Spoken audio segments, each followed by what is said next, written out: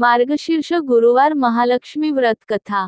श्रीलक्ष्मीची कृपा आपल्यावर व्हावी, तिने आपल्या घरात सतत वास करावा, पैसा, शांती, समाधान घरात नांदावे, म्हणून श्री महालक्ष्मीचे व्रत करतात। हे व्रत केल्याने मनातल्या सर्व इच्छा पूर्ण होतात। श्री महालक्ष्मीची अनेक नावे, अनेक रूपे आहेत। पार्वती, सिंधुकन्या, महालक्ष्मी, लक्ष्मी, राजलक्ष्मी, गृहलक्ष्मी, सावित्री, राधिका, रासेश्वरी, चंद्रा, गिरिजा, पद्मा, मालती, सुशीला अशा विविध नावांनी श्री महालक्ष्मी ओळखली जाते। अशा या सर्वांभूती असलेल्या श्री महालक्ष्मीची ध्यानी घ्यावी, अशी ही कहाणी आहे। द्वापार युगातली, आपल्या भारतातील सौराष्ट्र देशात घडलेली। तेथे एक राजा राज्य करीत होता। त्याचे भद्रश्रवा, तो शूर होता, दयाळू होता, प्रजादक्ष होता। 4 वेद, 6 शास्त्रे, 18 पुराणे यांचे ज्ञान त्याला होते। अशा त्या राजाच्या राणीचे नाव होते सुरतचंद्रिका। राणी रूपाने सुंदर होती, सुलक्षणी होती आणि पतिनिष्ठ होती। त्यांना एकूण 8 अपत्ये होती, 7 पुत्र आणि त्यांच्यानंतर झालेली एक कन्या। राजा राणीने कन्येचे नाव शामबाला ठेवले होते। एकदा देवीच्या मनात आले, आपण राजाच्या राजप्रासादी राहावे। त्याने राजा आणखी सुखी होईल, प्रजेलाही तो आणखी सुख देईल। गरीबाकडे राहिले तर सगळ्या संपत्तीचा तो एकटाच उपभोग घेईल। म्हणून देवीने एका म्हातारीचे रूप घेतले, फाटकी वस्त्रे घातली, आधारासाठी काठी घेतली आणि काठी टेकत टेकत ती राणीच्या महालाच्या दाराशी आली। तिला पाहताच एक दासी पुढे आली। तिने म्हातारीला विचारले, कोण ग बाई तू? कुठून आलीस? काय काम काढलंस? तुझं नाव काय? गाव काय? काय हवं तुला? म्हातारीचे रूप घेतलेली श्री महालक्ष्मी म्हणाली, माझं नाव कमलाबाई, द्वारकेला राहते मी। तुझ्या राणीला भेटायला आले। कुठे आहे ती? दासी म्हणाली, राणीसाहेब महालात आहेत। त्यांना सांगायला गेले तर त्या माझ्यावरच रागावतील। तुला त्या कशा भेटतील? तुझा अवतार पाहून तुला त्या हाकलूनच देतील। तू इथेच थोडा वेळ आडोशाला थांब। म्हातारीला राग आला। ती संतापून म्हणाली, तुझी राणी गेल्या जन्मी एका वैश्याची पत्नी होती। तो वैश्य फार गरीब होता, त्यावरून त्या दोघांची नेहमी भांडणे होत। नवरा तिला मारहाण करी। त्या त्रासाला कंटाळून एक दिवस ती घर सोडून गेली आणि जंगलात उपाशी तापाशी भटकू लागली। तिची ती अवस्था पाहून मला तिची दया आली। मी तिला ऐश्वर्य, सुख आणि संपत्ती देणाऱ्या श्री महालक्ष्मी व्रताची माहिती सांगितली। त्याप्रमाणे तिने ते व्रत केले। तिच्या व्रताने महालक्ष्मी प्रसन्न झाली। तिचे दारिद्र्य संपले, तिचे घर संपत्ती समृद्धीने भरले, तिच्या जीवनात आनंद भरला। मृत्यूनंतर लक्ष्मीव्रत केल्यामुळे ती दोघे पती पत्नी लक्ष्मी लोकात वैभवात राहिली। या जन्मी त्यांचा जन्म राजकुळात झाला आहे। देवीच्या कृपेने ती आता राणीपदावर बसली आहे। म्हातारीचे बोलणे ऐकून दासीच्या मनात जिज्ञासा निर्माण झाली। तिने म्हातारीला पाणी दिले, नमस्कार केला आणि म्हणाली, मला सांगाल ते व्रत? मी करीन ते नेमाने, पुतणार नाही, मातणार नाही, घेतला वसा टाकणार नाही। म्हातारीने दासीला लक्ष्मीव्रताची माहिती सांगितली। मग ती उठली व काठी टेकीत निघणार, तेवढ्यात राणी तरातरा महालातून बाहेर आली। फाटक्या वस्त्रातील म्हातारीला पाहताच ती संतापली आणि उर्मटपणे म्हणाली, कोण ग तू थेरडे? इथे कशाला आलीस? जा इथून। तिने पुढे होऊन म्हातारीला घालवून दिले। ती म्हातारी म्हणजे प्रत्यक्ष महालक्ष्मीच होती, हे राणीला कळले नाही। राणीचा तो उर्मटपणा पाहून महालक्ष्मीने तिथे न थांबता स्वस्थानी जाण्याचे ठरवले। राणीचा महाल सोडून म्हातारी निघणार, तोच एक मुलगी लगबगीने बाहेर आली। ती मुलगी होती राजकन्या शामबाला। तिने येऊन म्हातारीला नमस्कार केला नि कळवळून म्हणाली, आजी, रागावू नका।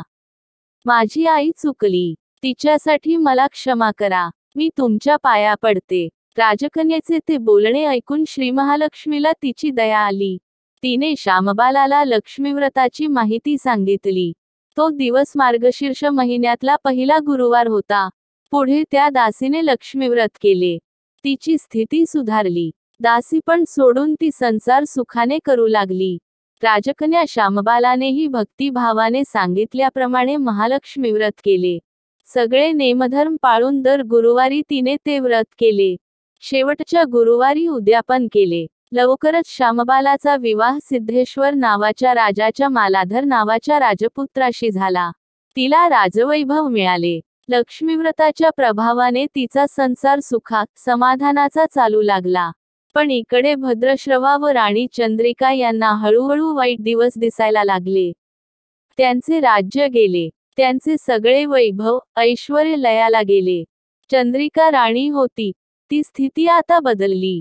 अन्न पाण्यालाही ती महाग झाली. भद्रश्रवाला फार वाईट वाटे, पण तो तरी काय करणार. एक एक दिवस चिंतेने उगवत होता, तसाच मावळत होता. एक दिवस भद्रश्रवाला वाटले, मुलीकडे जावे, तिला पाहावे आणि 4-8 दिवस तिच्याकडे राहावे. त्याप्रमाणे तो जावयाच्या राज्यात आला. चालून चालून तो खूप दमला होता, म्हणून थोडा वेळ विश्रांती घेण्यासाठी तो एका नदीच्या काठी बसला. राणीची दासी नदीवर येत होती. तिने भद्रश्रवाला ओळखले. दासी धावत महालात गेली. राजाला बातमी सांगितली. श्यामबालालाही ते समजले. श्यामबाला आणि मालाधराने रथ पाठवून भद्रश्रवाला मोठ्या सन्मानाने राजवाड्यात आणले आणि त्याचा आदर सत्कार केला. काही दिवस जावयाचा आणि मुलीचा पाहुणचार घेत भद्रश्रवा राजवाड्यात राहिला. आता परत जायचे विचार त्याच्या मनात घोळू लागले. जावयाला त्याने तसे सांगितले. जावयाने संमती दिली. भद्रश्रवा परत जायला निघाला, तेव्हा श्यामबालाने एक हंडा भरून धन पित्याला दिले. तो हंडा घेऊन भद्रश्रवा घरी आला. मुलीने धनाने भरलेला हंडा दिला आहे, हे ऐकून सुरतचंद्रिकेचा आनंद गगनात मावेना. घाईघाईने तिने हंड्यावरचे झाकण काढले. आत पाहते तर काय, हंड्यात धन नव्हतेच, होते फक्त कोळसे. महालक्ष्मीच्या अवकृपेने हंड्यातल्या धनाचे कोळसे झाले होते. चंद्रिकेने कपाळावर हात मारून घेतला. भद्रश्रवा हा चमत्कार पाहून चकित झाला होता. दुःखाचे दिवस संपत नव्हते, दारिद्र्याचे भोग सुटत नव्हते. सुरतचंद्रिकेला एक दिवस काढताना जीव मेटाकुटीला येत होता. एक दिवस सुरतचंद्रिकेच्या मनातही लेकीला भेटायची इच्छा निर्माण झाली. त्याप्रमाणे ती लेकीच्या घरी जाण्यासाठी निघाली. तो दिवस मार्गशीर्ष महिन्यातला शेवटचा गुरुवार होता. सुरतचंद्रिका लेकीच्या घरी पोहोचली, तेव्हा श्यामबाला व्रताचे उद्यापन करीत होती. श्यामबालाने आईकडूनही महालक्ष्मी व्रत करवून घेतले. 4 दिवस मुलीकडे राहून सुरतचंद्रिका परत आपल्या गावात आली. लक्ष्मीव्रत केल्यामुळे काही दिवसांतच त्यांना त्यांचे पूर्वीचे वैभव परत मिळाले. राज्यप्राप्ती झाली. पुढे काही दिवसांनी आई वडिलांना भेटण्यासाठी म्हणून श्यामबाला माहेरी आली.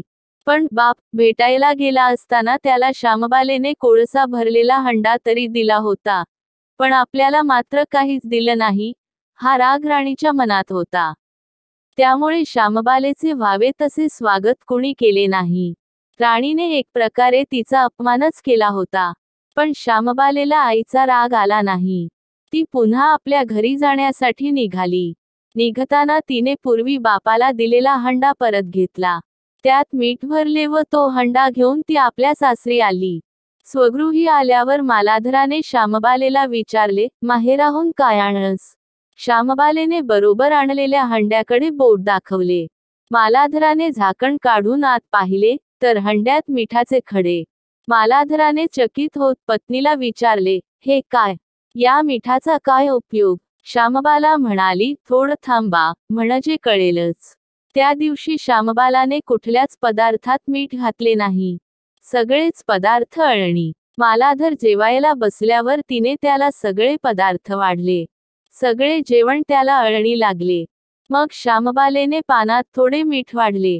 अन्न पदार्थात ते मिसळताच बेचव अन्नाला चव आली. हा मिठाचा उपयोग. श्यामबाला पतीला म्हणाली. मालाधरलाही तिचे म्हणणे पटले. थोडक्यात, जे कोणी महालक्ष्मी व्रत श्रद्धेने आणि मनोभावे करतील, त्यांना श्री महालक्ष्मी प्रसन्न होऊन त्यांच्यावर तिची कृपा होईल. पण श्रीमंती आल्यावर सुद्धा माणसाने उतू नये. नित्यनेमाने श्री महालक्ष्मी व्रत करावे, देवीचे मनन चिंतन करावे, म्हणजे देवी सदैव तुमच्या पाठीशी उभी राहील, तुमची कामना पूर्ण करील. महालक्ष्मीची ही कथा कहाणी गुरुवारची सुफळ संपूर्ण. व्हिडिओ आवडल्यास लाईक, शेअर, सबस्क्राईब आणि कॉमेंट करायला विसरू नका. धन्यवाद.